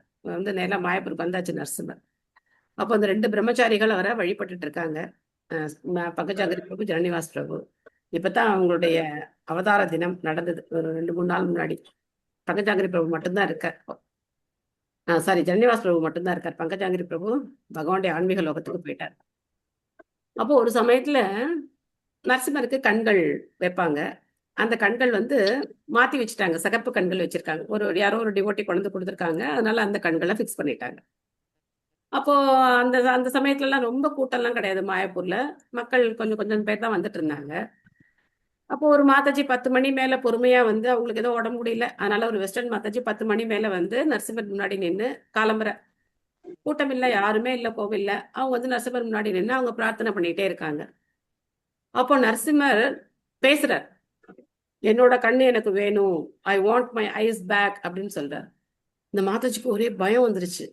யாருமே அக்கம் பக்கத்துல யாருமே இல்லை, எங்கேருந்து குரல் வருது அப்படின்னு அவங்களுக்கு தெரியவே இல்லை. கொஞ்ச நேரம் நின்று அவங்க வந்து திரும்ப பிரார்த்தனை பண்ணிட்டே இருந்தாங்க. திரும்ப அதே குரல், I want my eyes back அப்படின்னு சொல்றார். இவங்களுக்கு ரொம்ப பயம் வந்துருச்சு. யார் பேசுறாங்கன்னே தெரியலையே, நமக்கு குரல் மட்டும் கேக்குது, நபர்கள் யாரும் நம்மளை சுத்தி யாருமே இல்லையே, யார் பேசுறாங்க அப்படின்னு பாக்குறாரு. அப்படி பார்த்துட்டு திரும்ப நரசிம்மா அப்படின்னு சொல்லி அவங்க பிரார்த்தனை பண்ணிட்டு இருக்காங்க. திரும்ப நரசிம்மர் சொல்றார், என்னோட கண்ணை எனக்கு திருப்பி கொடு அப்படிங்கிற. உடனே ஓட்டமா ஓடி போயிட்டாங்க அந்த மாதாஜி. நேர போய் பங்கஜாங்கிரி பிரபு, ஜனனிவாஸ் பிரபு கிட்ட போய் அவங்க காலில் விழுந்து, இந்த மாதிரி நான் நரசிம்மர் முன்னாடி நின்றுட்டு இருந்தேன், நரசிம்மர் இந்த மாதிரி கேட்கிறாரு, எனக்கு ஒண்ணுமே புரியல அப்படின்னு சொன்னோன்னு அவங்களுக்கு புரிஞ்சிருச்சு. ஏன்னா அவங்கதான் அந்த கண்ணு வச்சிருக்காங்க. ஸோ அதனால என்ன பண்ணாங்க, திரும்ப மறுநாள் அந்த கண்களை எடுத்துட்டு திரும்ப அவருக்கு பிடிச்ச அந்த கண்களை வச்சாங்க. ஸோ அந்த மாதிரி நரசிம்மர் அவ்வளவு கருணை உடையவர், நம்ம கிட்ட பேசுவார். எல்லா பகவான் விக்கிரகங்கள் எல்லாருமே சாக்ஷாத் பகவான், அவங்க வந்து பேசக்கூடியவங்க. ஸோ அந்த மாதிரி ஒரு அற்புதமான லீலையை மாயப்பூர்ல நரசிம்மர் நடத்தி காட்டினார். நான் உங்களுக்கு நிறைய சொன்னேன், என்னுடைய அனுபவத்தை சொன்னேன். குழந்தைங்கள்லாம் எப்படி நரசிம்மரால காப்பாற்றப்பட்டாங்க, என்னுடைய பேரன்கள் அப்படின்னு நான் உங்களுக்கு சொல்லியிருக்கேன். இது மாதிரி ஒவ்வொருத்தருக்கும் ஏகப்பட்ட அனுபவம் இருக்கு. நரசிம்மர் கூட ஒரு பக்தரையும் கேட்டா பெரிய பெரிய கதையெல்லாம் சொல்லுவாங்க, இப்படிலாம் ஆச்சு அப்படிலாம் ஆச்சு அப்படின்னு சொல்லுவாங்க. ரொம்ப பரம கருணையோடு இருக்கக்கூடியவர் மாயப்பூர் நரசிம்மர். ஸோ அவர் வந்து அந்த தூண்லேருந்து அப்படி குதிக்கிற ஸ்தானு நரசிம்மர், அப்படியே அந்த குதிக்கிற பொசிஷன்ல இருக்கார். ஆனா அவ்வளவு சாந்த ஸ்வரூபியா இருக்கார். ஏன்னா மகாபிரபுடைய பாவத்தை ஏத்துக்கிட்டதுனால அவ்வளவு சாந்தமா அங்க வந்து இருக்கார். அந்தக சரசி உருபலேன பதே கிரஹீத கிரஹேன யூத பதிர் அம்புஜஹஸ்த ஆர்த்தக அகேதமாதி புருஷா கில லோகநாத தீர்ச்ரவ ஸ்ரவண மங்களே நாமதேய. அடுத்து யார் வர போறாங்க? அதிக பலம் வாய்ந்த முதலை ஒன்று ஆற்றில் தன் காலை கவ்விக்கொண்டதால் யானைகளின் தலைவன் பெரும் துன்பத்திற்கு உள்ளானது. அது தன் தும்பிக்கையின் ஒரு தாமரை பூவை பற்றி எடுத்துக்கொண்டு பகவானிடம் பின்வருமாறு கூறியது, அனைத்தையும் அனுபவிப்பவரான ஆதி புருஷரே, லோக நாயகரே, முக்தி அளிப்பவரே, ஒரு புண்ணிய தீர்த்தத்தை போன்ற புகழுடையவரே, பாடி பரவுவதற்கு யோகியதை உடையவனான தங்களது புனித நாமத்தை கேட்பதனாலேயே அனைவரும் தூய்மை அடைகின்றனர். சோ கஜேந்திரனுக்கு மோட்சம் கொடுக்க பகவான் ஓடோடி கருடன் மேல வந்துட்டார் இல்லையா? ஸோ கஜேந்திர மோட்ச லீலையை நம்ம அடுத்தது பார்க்க போறோம். இங்க பக்கத்துல கபிஸ்தலத்துல காவிரி கரை கிடந்த பெருமாள் கஜேந்திர மோட்ச பெருமாள் இருக்கார். சுத்தி கும்பகோணத்தை சுத்தி நிறைய திவ்ய தேசங்கள் இருக்கு. கும்பகோணத்துல நிறைய திவ்ய தேசம் இருக்கு, சுத்தி நிறைய திவ்ய தேசம் இருக்கு. கிட்டத்தட்ட 43 திவ்ய தேசம் கும்பகோணத்தை சுத்தி இருக்கு. அதுல கபிஸ்தலம் ரொம்ப பக்கத்துல இருக்கிற திவ்ய தேசம் காவிரி கரை கிடந்த பெருமாள். அந்த பெருமாள் வந்து என்ன பெருமாள் அப்படின்னா கஜேந்திரனுக்கு முக்தி அளித்த மோட்சம் கொடுத்த பெருமாள் இங்க இருக்கார். அகிலா மாதாஜி படிக்கிறீங்களா? ஹரே கிருஷ்ணா மாதாஜி. ஹரே கிருஷ்ணா. பொருளுரை. ஸ்ரீல பிரபுபாதருக்கு ஜெய். அதிக பலம் வாய்ந்த முதலையொன்று ஆற்றில் கஜேந்திரனின் யானைகளின் தலைவன் காலை கவி கொண்டது. இந்த யானைக்கு முக்தி அளித்த வரலாறு ஸ்ரீமத் பாகவதத்தின் 8வது காண்டத்தில் விவரிக்கப்பட்டுள்ளது. பகவான் பரிபூரண அறிவாக இருப்பதால் அவருக்கும் அவரது புனித நாமத்திற்கும் வேறுபாடு இல்லை. முதலையால் தாக்கப்பட்ட யானைகளின் தலைவன் பெரும் வேதனை அடைந்தது. முதலையை விட யானை அதிக பலம் வாய்ந்ததாக இருப்பினும் நீருக்குள் இருக்கும் பொழுது முதலை அதிக பலம் வாய்ந்ததாக இருக்கிறது. யானை அதன் முற்பிறவியில் பகவானின் சிறந்த பக்தனாக இருந்ததால் அதன் கடந்த கால நற்பலன்களின் விளைவாக பகவானின் புனித நாமத்தை அதனால் பாட முடிந்தது. இந்த ஜட உலகில் உள்ள ஒருவன் ஒவ்வொரு அடியிலும் ஏதோ ஒரு வகையான துன்பத்திற்கு ஆளாக வேண்டியிருப்பதால் இங்குள்ள ஒவ்வொரு ஜீவராசியும் எப்பொழுதும் துன்பப்பட்டு கொண்டே இருக்கிறது. இது உலகின் இயற்கையாகும். ஆனால் தனது கடந்த கால நற்பயன்களினால் ஒருவன் தன்னை பகவானின் பக்தி தொண்டில் ஈடுபடுத்திக் கொள்கிறான். இது பகவத்கீதையில் 7.16 கூறப்பட்டுள்ளது. பாவ செயல்களால் ஆதரிக்கப்படுபவர்கள் துன்பத்தில் ஆழ்ந்திருந்தாலும் பகவானின் பக்தி தொண்டில் ஈடுபடுவதில்லை.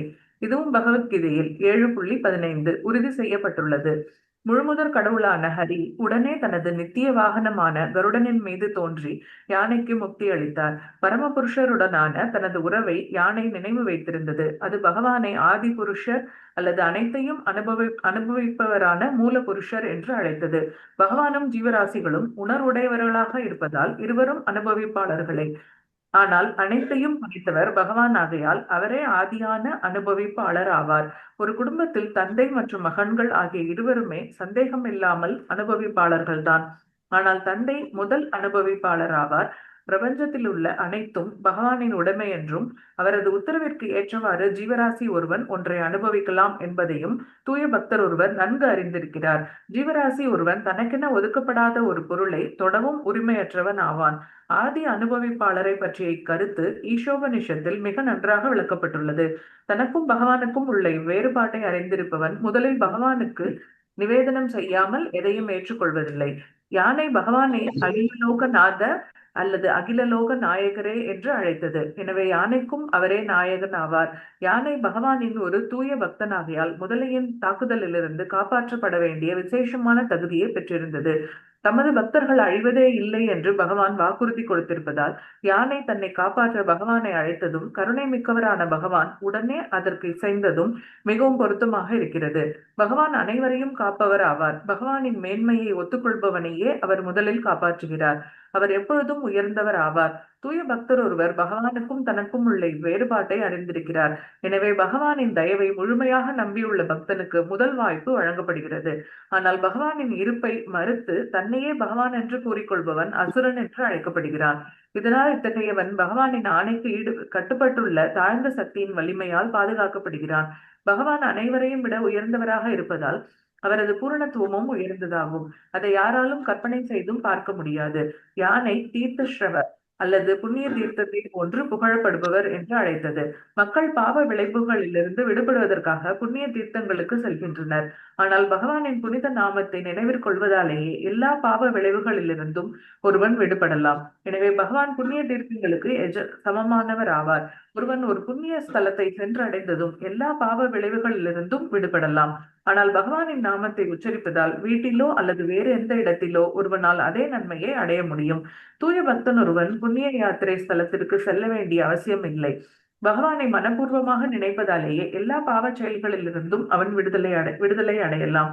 உலகில் பாவம் நிறைந்திருப்பதால் ஒரு தூய பக்தன் கூட நாளடைவில் உணர்வில்லாமல் ஒரு பாவத்தை செய்துவிடக்கூடும். உணர்வுடன் பாவங்களை செய்பவன் பகவானின் பக்தனாக இருப்பதற்கு தகுதியற்றவன் ஆவான். ஆனால் உணர்வற்ற நிலையில் ஏதேனும் பாவத்தை செய்துவிடும் தூய பக்தன் ஒருவன் சந்தேகம் இல்லாமல் பகவானால் விடுவிக்கப்படுகிறான். ஏனெனில் அவன் பகவானை எப்பொழுதும் நினைவில் கொண்டவனாக இருக்கிறான். பகவானின் புனித நாமம் ஸ்ரவண மங்களம் என்று அழைக்கப்படுகிறது. புனித நாமத்தை கேட்பதாலேயே சர்வ மங்களத்தையும் ஒருவன் அடைகிறான் என்பதை இது குறிக்கிறது. ஸ்ரீமத் பாகவதத்தின் மற்றொரு இடத்தில் அவரது புனித நாமம் புண்ணிய ஸ்ரவண கீர்த்தன என்று விவரிக்கப்பட்டுள்ளது. பகவானை பற்றி கேட்பதும் பாடுவதும் புண்ணிய செயல்களாகும். பகவான் இந்த பூமியில் அவதரித்து உலக விவகாரங்களில் மற்றவர்களைப் போலவே செயல்படுகிறார். அவரை பற்றி பிறர் செவியுறுவதற்குரிய விஷயங்களை உண்டாக்குவதற்காகவே இதை அவர் செய்கிறார். இல்லையெனில் இவ்வுலகில் பகவானால் செய்யப்பட வேண்டியது ஒன்றுமில்லை. எதையேனும் செய்ய வேண்டிய கட்டாயமும் அவருக்கு இல்லை. அவருக்கே உரிய அக்காரணமான கருணையால் அவர் அவதரித்து விருப்பம் போல் செயற்படுகிறார். வேதங்களும் புராணங்களும் பகவானின் பல்வேறு செயல்களை பற்றிய விவரங்களை முழுமையாக கொண்டுள்ளன. இதனால் மக்கள் பொதுவாக அவரது செயல்களை பற்றி எதையேனும் கேட்கவோ அல்லது படிக்கவோ இயல்பாகவே ஆவல் கொள்ளக்கூடும். ஆனால் பொதுவாக கட்டுக்கதைகளும் நவீனமான விசித்திர கதைகளும் மக்களின் விலைமதிப்பற்ற நேரத்தில் பெரும் பகுதியை நிரப்பிக் கொண்டுள்ளன. இத்தகைய இலக்கியங்களால் ஒருவருக்கும் நன்மை இல்லை.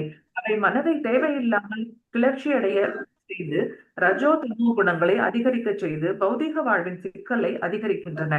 அவைகளை பற்றி கேட்பதிலும் படிப்பதிலும் உள்ள அதே விருப்பத்தை பகவானின் செயல்களை பற்றி கேட்கவும் படிக்கவும் உபயோகிக்க வேண்டும். இது ஒருவனுக்கு பூரண நன்மை அளிக்கும். எனவே பகவானுடைய புனித நாமத்தையும் அவருக்கு சம்பந்தம் உள்ள விஷயங்களையும் எப்பொழுதும் செவியுறுவது நன்மை பயப்பவே என்பதால் இப்பதத்தில் அவர் நாமதேய என்று அழைக்கப்படுகிறார். அதாவது அவரது புனித நாமம் பாடத்தகுந்தது என்பது இதன் பொருளாகும். Hare Krishna. Thank you Mataji. Thank you Mataji. So இந்த பிரார்த்தனையில இருக்கக்கூடிய பல்வேறு பகவானை புகழ்ந்த பல்வேறு வார்த்தைகளுக்கு பிரபுபாதர் என்ன பண்றாரு, விளக்கம் கொடுக்கிறார். ஸ்ரவண மங்கள, அதுக்கப்புறம் நாமதேய, லோகநாதா, இந்த மாதிரி தீர்த்த ஸ்ரவ, இந்த மாதிரி ஒவ்வொரு வார்த்தைக்கும் பிரபுபாதர் விரிவான விளக்கம் கொடுக்கிறார். ஸோ கஜேந்திர மோக்ஷம் எல்லாருக்கும் இந்த லீலை ஓரளவுக்கு தெரிஞ்சிருக்கும். தெரியாதவங்க யாருமே இருக்க முடியாது.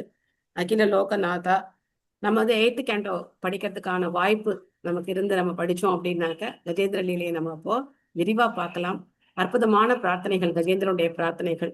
நித்தியம் காலம்பரை எழுந்து அந்த பிரார்த்தனைகளை சொன்னோம் அப்படின்னாக்க நமக்கு பல்வேறு நன்மைகள் கிடைக்கும் அப்படின்னு ஃபலஸ்ருதியில சொல்லப்பட்டிருக்கு. முக்கியமா இந்த மாதிரி கெட்ட கனவு, பயம், இதுல இருந்தெல்லாமும் விடுபடலாம் அப்படின்னு ஃபலஸ்ருதியில சொல்லப்பட்டிருக்கு. அற்புதமான பிரார்த்தனைகள் கஜேந்திரனுடைய பிரார்த்தனைகள். ஸோ பிரபுபாதர் இங்க முக்கியமான விஷயங்கள் என்ன சொல்றாரு அப்படின்னா, நாம மெனக்கட்டு எந்த தீர்த்த ஸ்தலங்களுக்கும் போகணும்னு அவசியம் கிடையாது. பகவானுடைய நாமத்தை சொன்னாலே போதும். எல்லா விதமான பாவங்கள்ல இருந்து நம்ம விடுபடலாம். அதே சமயத்துல பக்தி தொண்டு அப்படிங்கிறது வீணா போறதே கிடையாது. கஜேந்திரன் தன்னுடைய முந்தைய பிறவியில இந்திரத்யும்னன் அப்படிங்கிற அரசரா இருந்தார். ஆனா ஒரு முனிவர் அகஸ்தியருடைய சாபத்தினால அவர் கஜேந்திரனா பிறக்க வேண்டிய அந்த சூழ்நிலை ஏற்பட்டது. அப்படியும் போன ஜென்மத்துல செய்த பக்தியுடைய அந்த பலனால அவருக்கு கஷ்டமான காலத்துல பகவானை நினைக்கக்கூடிய சந்தர்ப்பம் கிடைச்சது. அற்புதமான ஸ்லோகங்கள். ஸ்ரீ கஜேந்திர உவாச்ச ஓம் நமோ பகவதே தஸ்மை எதயேதச்சிதாத்மகம் புருஷாய ஆதி பீஜாய பரேஷாய அபிதீமஹி அப்படின்னு ஆரம்பிச்சு வரிசையா இருக்கும். ஒரு 28-30 ஸ்லோகங்கள் இருக்கு கஜேந்திர மோக்ஷம். ரொம்ப நல்லா இருக்கும். ஹரே கிருஷ்ணா மாதாஜி. சொல்லுங்க மாதாஜி. ஹரே கிருஷ்ணா. நான் தினம் காலம்புரை எழுந்த உடனே அந்த முகம் அலம்பி சுவாமி பிரபுபாதெல்லாம் வேண்டினோன்னு கஜேந்திர மோட்சம் தினம் வாசிச்சிருவேன் மாதாஜி. தினம் வாசிச்சிருவீங்க? Okay, super. தினம் வாசிப்பேன், தினம் வாசிப்பேன். கஜேந்திரம் ஃபுல்லா ஓம் நமோ பகவதே வாசுதேவாயன்னு சொல்லிட்டு அந்த கஜேந்திர மோட்சம் ஃபுல்லா வாசிச்சிருவோம் மாதாஜி. தினம் வாசிப்பேன். மெமரைஸ் பண்ணிட்டீங்களா? மனப்பாடமா வந்துருத்து மாதாஜி. நான் வருஷமா படிச்சுருக்கனால மனப்பாடமா வந்துருத்து மாதாஜி. இருந்தாலும் புக்கை திறந்து வச்சுப்பேன், எதுவும் தப்பு வராம இருக்கணும். நான் மறுபடியும் ஸ்லோகம் ஏகாந்தினோ யஸ்யன கஞ்சனார்த்தம் பகவத் பிரபன்னா அதி அத்புதம் தச்சரிதம் சுமங்கலம் ஆனந்த சமுத்திரமக்னாக. இந்த மாதிரி நிறைய ஆமா ஸ்லோகம் எனக்கு மாதாஜி. கஜேந்திர மோட்சத்துல பிடிக்கும். நானும் வந்து சொல்லுவேன். ஆனா ஃபுல்லா எனக்கு மெமரைஸ் கிடையாது. கடைசியில ஒரு 6-7 ஸ்லோகங்கள் தெரியாது. மற்ற ஓ ஸ்லோகங்கள்லாம் நாராயணா அகில குரு பகவன் நமஸ்தேன்னு கடைசியில அது சொன்ன உடனே வந்துருவார் மாதாஜி. ஆமா மாதாஜி. அதுல விசேஷம் தேங்க்யூ என்னன்னா, மாதாஜி. ஹரே கஜேந்திர கிருஷ்ணா. மோட்சத்துல விசேஷம் என்னன்னா, அந்த கஷ்டத்திலையும் முதல்ல கவி பிடிச்சிருக்கு. கஜேந்திரனுக்கு உயிர் போற ஸ்டேஜ்லயும் கஜேந்திரன் என்ன பண்றாரு அப்படின்னா, ஒரு தாமரைய பகவானுக்கு நிவேதனம் பண்றாரு. இந்த கருடன் மேல பகவானை பார்த்த உடனே ஒரு தாமரையை பறிச்சு கஜேந்திரன் வந்து பகவானுக்கு கொடுக்குறார். நம்ம என்ன சொல்லிட்டு இருக்கோம், எனக்கு முதல்ல அவர் பண்ணட்டும், அதுக்கப்புறம் நான் அவருக்கு ஏதாவது பண்றேன் அப்படின்னு நம்ம நிறைய பேர் சொல்லிட்டு இருக்கோம். பட் பார்த்தோம்னா கஜேந்திரனுடைய பக்தி அந்த மாதிரி ஒரு பக்தி. இத்தனை கஷ்டத்துல, இன்னும் ஒரு க்ஷணத்துல உயிர் போயிடும், அந்த கஷ்டத்துலயும் அவர் வந்து அந்த தாமரையை பகவானுக்கு நிவேதனம் பண்றார். எனக்கு தலைவலி வந்தா சாண்டிங் பண்ண முடியல, அந்த மாதிரி நான் இருக்கேன். ஸோ அதனால நம்மளுடைய செயல்களும் ரொம்ப முக்கியம். நம்ம எந்த சூழ்நிலையில இருந்தாலும் பகவானை நம்ம எப்படி வந்து உபாசனை பண்றோம் அப்படிங்கிறது ரொம்ப ரொம்ப முக்கியம். ஹரே கிருஷ்ணா மாதாஜி. அந்த தாமரைப்பூ தான் குருவாயூரப்பன் கையில வச்சுட்டு இருக்காருன்னு எல்லாம் சொல்றாங்க. அது எந்த அளவுக்கு உண்மை தான் மாதாஜி? நிஜமா அது? தெரியல. அந்த கஜேந்திரன் கொடுத்த தாமரைப்பூ தான் குருவாயூரப்பன் கையில இன்னைக்கும் இருக்கு இல்லையா? அப்படிதான் மாதாஜி படிச்ச ஞாபகம். ஓகே, ஹரே கிருஷ்ணா. அதை பத்தி எனக்கு எந்த அத்தாரிட்டேட்டிவா தெரியல. நானும் கஜேந்திரன் படிக்கிறேன் போன மாதாஜி. பிறவியில என்ன பேர் சொன்னீங்க மாதாஜி? ஹரே கிருஷ்ணா மாதாஜி. கஜேந்திரன் அவர் வந்து போன பிறவியில பேர் சொன்னீங்களா மாதாஜி? இந்திரத்யும்னன் அப்படிங்கிற ஒரு ராஜாவா இருக்கார். ஸ்ருத்வா ஹரிஸ்தம் அரணார்தினம் அப்ரமேய சக்ராயுத பதகராஜ புஜாத்ருட சக்ரேன நகரவதனம் விதிபாட்ய தஸ்மாத் தஸ்தே பிரகிருக்ய பகவான் கிருபயோஞ்சகார. யானையின் வாக்குமூலத்தை கேட்ட பரமபுருஷர் அதற்கு தமது உதவி உடனடியாக தேவைப்படுகிறது என்பதை உணர்ந்து தமது சக்கரத்தை ஏந்தி ஆயுதபாணியாய் பறவைகளின் ராஜனாகிய கருடனின் இறக்கைகளின் மேல் அமர்ந்தபடி உடனே அவ்விடத்தில் தோன்றினார். பிறகு முதலையின் வாயை சக்கரத்தால் பல கூறுகளாக வெட்டி தள்ளிய பகவான் யானையின் தும்பிக்கையை பற்றி தூக்கி அதனை காப்பாற்றினார். சோ கஜேந்திரனை காப்பாத்துறதுக்கு பகவான் வந்து கருடனு கூட எதிர்பார்க்கலையாம், அவருடைய உத்தரனையும் கூட போட்டுக்கலையாம். ஓடி வராராம். லக்ஷ்மி தேவி பதறாங்க, எனக்கு எங்க ஓடுறீங்க அப்படின்னு. இல்ல என்னுடைய பக்தன் கூப்பிடுறான், நான் போறேன் அப்படின்னு சொல்லி வந்தாராம். அப்படி வந்து கஜேந்திரனை காப்பாத்துறதுக்காக அவர் வந்து வந்தார் அப்படின்னு சொல்லி நம்ம வந்து பார்க்கலாம். கணிகா மாதாஜி படிக்கிறீங்களா? எஸ் மாதாஜி, படிக்கிறேன் மாதாஜி. ஹரே கிருஷ்ணா மாதாஜி. ஸ்ரீல பிரபுபாதாவுக்கு ஜெய். பொருளுரை. பகவான் அவரது வைகுண்ட லோகத்தில் வாழ்கிறார். அது எவ்வளவு தூரத்தில் இருக்கிறது என்று ஒருவராலும் கணக்கிட முடியாது. ஆகாய விமானங்களாலோ அல்லது மனோ விமானங்களின் மூலமாகவோ லட்சக்கணக்கான ஆண்டுகள் பிரயாணம் செய்தாலும் அதை யாராலும் அடைய முடியாதென்று கூறப்படுகிறது. நவீன விஞ்ஞானிகள் பௌதீகமான ஆகாய விமானங்களை கண்டுபிடித்துள்ளனர். யோகிகள் மனக்கப்பல்களால் பிரயாணம் செய்வதற்கு இன்னும் நுண்மையானதொரு பௌதீக முயற்சியை மேற்கொள்கின்றனர். யோகிகளால் மனக்கப்பல்களின் உதவியுடன் தொலைவிலுள்ள எந்த இடத்திற்கும் வெகு விரைவாக சென்றுவிட முடியும். ஆனால் ஜடவானிற்கு வெகு தூரத்தில் அமைந்திருக்கும் வைகுண்டத்தில் உள்ள பகவானின் ராஜ்யத்தை விண்வெளி கப்பலோ அல்லது மனக்கப்பலோ சென்றடைய முடியாது. நிலைமை இவ்வாறு இருக்க எல்லையற்ற தூரத்திலிருந்து யானையின் பிரார்த்தனைகளை கேட்பது எப்படி சாத்தியமானது? மேலும் பகவானால் எப்படி அந்த இடத்திற்கு உடனே வர முடிந்தது? இவ்விஷயங்களை மனித கற்பனையால் கணக்கிட முடியாது. இவை அனைத்தும் பகவானின் எல்லையற்ற சக்தியால் சாத்தியமாகின்றன. இதனால் பகவான் இங்கு அப்பிரமேய என்று விவரிக்கப்படுகிறார். ஏனெனில் மிக சிறந்த மனித மூளையாலும் அவரது சக்திகளையும் ஆற்றல்களையும் மதிப்பிட முடியாது. அவ்வளவு தூரமான இடத்திலிருந்து பகவானால் கேட்க முடியும். அங்கிருந்தவாறே அவரால் சாப்பிட முடியும். மேலும் ஒரு வினாடி நேரத்தில் எல்லா இடங்களிலும் ஒரே சமயத்தில் அவரால் தோன்றவும் முடியும். பகவானின் சர்வ வல்லமை பொருந்திய ஆற்றல் இத்தகையதாகும். ஹரே கிருஷ்ணா. தேங்க்யூ. போன பொருளில் பிரபுபா சொன்னார், பகவானுக்கு நிவேதனம் பண்ணாம எதையும் நம்ம வந்து ஏத்துக்கூடாது அப்படின்னு. அப்போ நம்ம இங்க இருந்து பண்ற நிவேதனத்தை பகவான் எப்படி ஏத்துக்குவார் அப்படின்னு யாராவது கேட்டா இந்த பொருளில் பதில் சொல்றார். பகவான் எவ்வளவு தூரத்துல இருக்கார், ஆனா கஜேந்திரன் கூப்பிட்ட குரலுக்கு ஓடி ஓடி வந்தார். அப்போ நாம பண்ற நிவேதனத்தை பகவான் ஏன் ஏத்துக்க மாட்டார்? ஏன் அங்கிருந்தபடியே அவரால் சாப்பிட முடியாது? பகவானால எல்லாமே முடியும். அவருடைய அச்சிந்திய சக்தினால அவரால் எல்லாத்தையும் பண்ண முடியும். வேண்டியது நமக்கு நம்பிக்கை தான். ஜாயான் குணைர் அவரஜோபி அதிதே சுதானாம் லோகான் விசக்ரம இமான் யத் அதாதி யஜ்ஞக ஷ்மாம் வாமனேன் ஜக்ருஹே திரிபத ஸ்லேன யாச்னாம் ருதே பதிச்சரன் பிரபுபீர்ன சால்யக.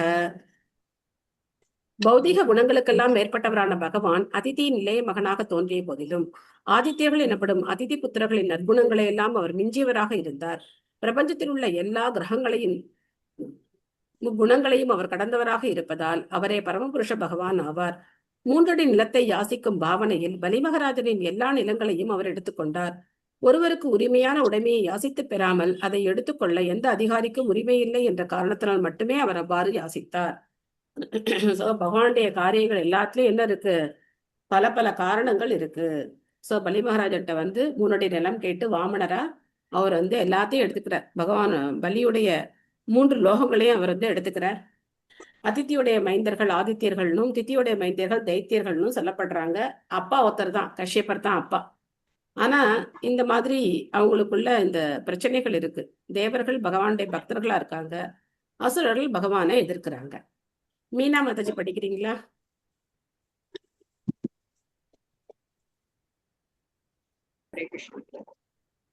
ஆச்சாரியார் ஸ்ரீல பிரபுபாதருக்கு ஜெய். பலி மகாராஜனின் வரலாறும் வாமனதேவரும் தேவருக்கு அவர் அளித்த தானமும் ஸ்ரீமத் பாகவதத்தின் 8ஆம் காண்டத்தில் விவரிக்கப்பட்டுள்ளது. பலி மகாராஜன் பிரபஞ்சத்தில் உள்ள கிரகங்கள் அனைத்தையும் கைப்பற்றி அவற்றை தனது உடைமையாக்கி கொண்டார். அரசன் ஒருவன் மற்ற அரசர்களை பலத்தால் கைப்பற்றலாம்.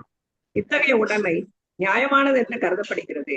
எனவே பலி மகாராஜன் பிரபஞ்சத்தில் உள்ள அனைத்து நிலங்களையும் தன் வசமாக்கி கொண்டிருந்தார். அத்துடன் அவர் பிராமணர்களுக்கு தானம் செய்பவராக இருக்க நேரிட்டது. எனவே பகவான் ஒரு பிராமண யாசகராக வேடம் தரித்து பலி மகாராஜனிடம் 3 அடி நிலத்தை யாசித்தார். பகவான் அனைத்திற்கும் உரிமையாளராகையால் அவர் பலி மகாராஜனிடமிருந்து எல்லா நிலத்தையும் பறித்து கொண்டிருக்கலாம். ஆனால் அவர் அதை செய்யவில்லை. ஏனெனில் பலி மகாராஜன் எல்லா நிலங்களையும் அரசனுக்குரிய உரிமைகளின் மூலமாக பெற்றிருந்தார். இத்தகைய சிறிய தானத்தை வாமனதேவர் பலி மகாராஜனிடம் யாசித்த பொழுது பலி மகாராஜனின் குருவான சுக்கராச்சாரியார் இதற்கு மறுப்பு தெரிவித்தார். ஏனெனில் விஷ்ணுவே யாசகராக வேடம் தரித்து வாமனதேவராக வந்துள்ளார் என்பதை அவர் அறிந்திருந்தார். யாசிக்க வந்திருந்தவர் விஷ்ணுவே என்பதை அறிந்த பலி மகாராஜன் தனது ஆன்மீக குருவின் உத்தரவை மீறி யாசிக்கப்பட்ட இந்நிலத்தை தானமாகவே கொடுத்துவிட உடனே சம்மதித்தார்.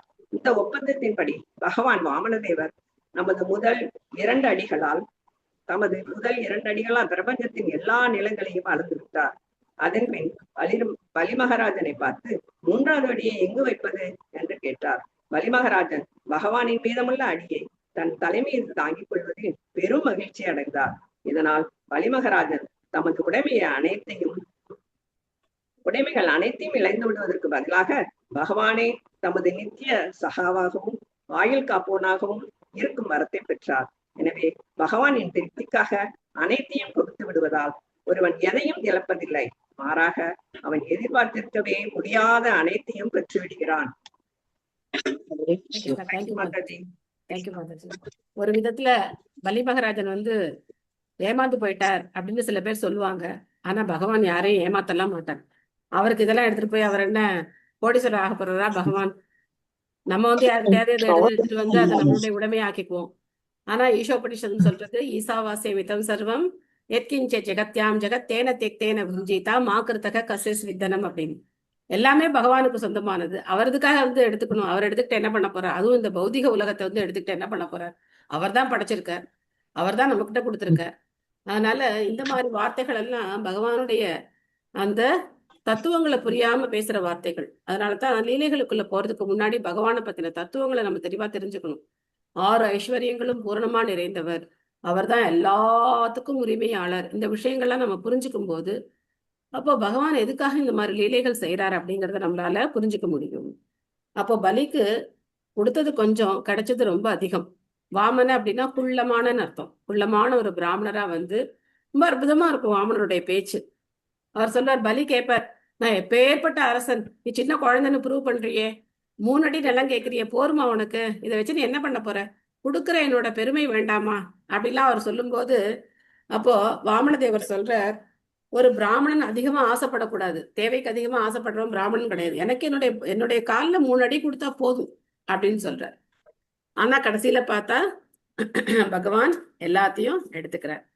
சோ அதுக்கப்புறம் பலிக்கு எல்லா வரங்களும் பகவான் கொடுக்கிறார். ஸோ நம்ம இங்கே இதோட ஸ்டாப் பண்ணிக்கலாம். உங்களுக்கு யாராவது ஏதாவது கேள்விகள், சந்தேகங்கள், கருத்துக்கள் ஏதாவது இருந்தா கேட்கலாம். இன்னைக்கு படிக்காதவங்க நாளைக்கு கண்டிப்பா படிக்கலாம். பலிமகராஜர் கொடுத்தது வந்து ஆத்ம நிவேதனம் இல்ல மாதாஜி? ஆமா, எல்லாத்தையும் கொடுத்தார். அதனால ஆத்ம நிவேதனத்துக்கு அவர் உதாரணமா சொல்லப்படுறார். தன்னையே கொடுத்துட்டார் இல்லையா பகவான்கிட்ட, அதனால. ஆமா மாதாஜி. தேங்க்யூ மாதாஜி. மாதாஜி திதி அதித்தி கதை சொன்னீங்கல்ல மாதாஜி, ம் அதுல யாருக்கு மாதாஜி அசுர குழந்தைகள் பிறக்குறாங்க? திதிக்கு தான் அசுர குழந்தைகள் பிறக்கிறாங்க. ஹிரண்யகசிபு ஹிரண்யாக்ஷன் ஆ. இல்லைங்களா மாதாஜி? ம்.